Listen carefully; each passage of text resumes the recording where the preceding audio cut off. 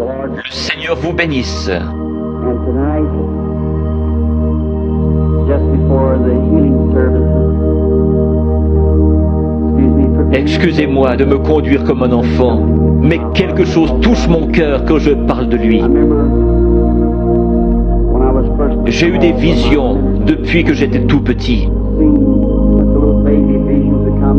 Des serviteurs m'ont dit, ne pars surtout pas là-dedans, c'est le diable. J'ai cru en partie que les visions étaient fausses. Alors, cette nuit-là, il est venu vers moi et m'a dit qui il était. Je sais qu'il est ici maintenant. Je connais sa présence. Je sais que je l'aime. J'ai pensé, comment puis-je être un démon et aimer le Seigneur Jésus? Et il est venu et m'a dit autre chose. Je le crois lui parce que cela correspond à la parole de Dieu. Ce n'est pas le cas pour leur parole. Il se peut que ce soit la première fois que je vous rencontre. C'est bien dommage que nous ne puissions rester plus longtemps, afin que vous puissiez savoir comment accepter la guérison divine. Une grosseur est un démon. Chaque maladie est du diable. Dieu ne met pas la maladie sur ses enfants, c'est le diable qui le fait. Vous dites, mais le diable guérit aussi. Jésus a dit que non. Si Satan chasse Satan, son royaume est divisé. Dieu seul peut guérir.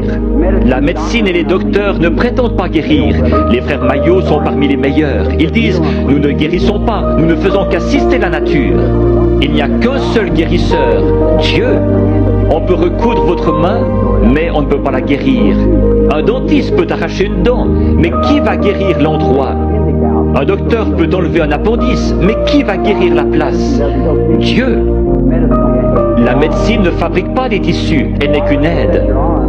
Un docteur peut remettre votre bras en place comme il l'a appris, mais il laisse Dieu le guérir. Toute guérison est de Dieu. Quand la vie du démon sort de ses grosseurs, les grosseurs meurent. Si la vie sortait de vous, vous mourriez.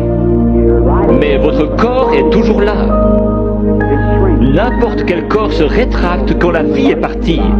Certains de vous, chasseurs ou bouchers ici, vous tuez un animal et vous le pesez. Le lendemain matin, vous le pesez à nouveau. Voyez alors combien il est plus léger. Puis laissez-le reposer 2 ou 3 jours et regardez combien il est plus lourd. Quand une grosseur meurt, le démon, lequel est une vie, sort de la tumeur, du cancer, de la cataracte. Chaque personne ici provient d'un germe et a développé des cellules. Ces cellules suivent la nature de la vie qui est en elles, formant ainsi l'homme. La cellule qui vient du chien fait un chien, de l'oiseau un oiseau. Le démon vient sous la forme d'une grosseur, mais pas obligatoirement, et commence à développer des cellules. Le cancer fabrique des cellules et grandit. Il a une vie. C'est pareil à vous qui viviez et vous développiez dans le ventre de votre mère. Mais cette vie-là n'est pas votre vie, c'est une vie différente. Vous avez la vie pour vivre. Ça, c'est une vie de mort. Elle n'a rien à faire en vous. Qui l'a mise là? Le diable. Le cancer, la tumeur viennent d'un germe. Vous aussi, vous venez d'un germe.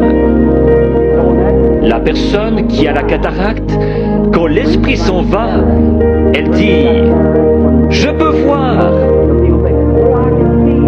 Le lendemain, elle voit encore mieux. Mais après environ 72 heures, la corruption s'y installe. Pour Jésus, les cellules ne se sont pas corrompues. Il est mort le vendredi après-midi et ressuscité le dimanche matin. David avait dit, je ne laisserai pas son âme au séjour des morts, ni ne permettrai à mon sein de voir la corruption. Ces cellules commencent à se diviser après 72 heures. Quand cela commence à enfler, la tumeur grossit et votre cœur doit purifier le flux de sang. Une dame est venue vers moi hier soir avec un gros cancer. Il était dans ses cheveux et recouvrait le dessus de sa tête. Je lui ai dit dans l'esprit qu'elle avait un cancer dans la tête et qu'il allait se détacher.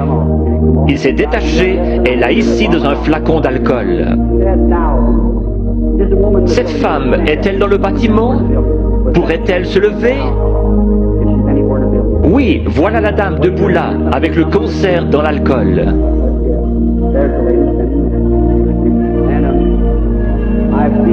Je les ai vus devenir blancs et tomber directement sur l'estrade. C'est un miracle.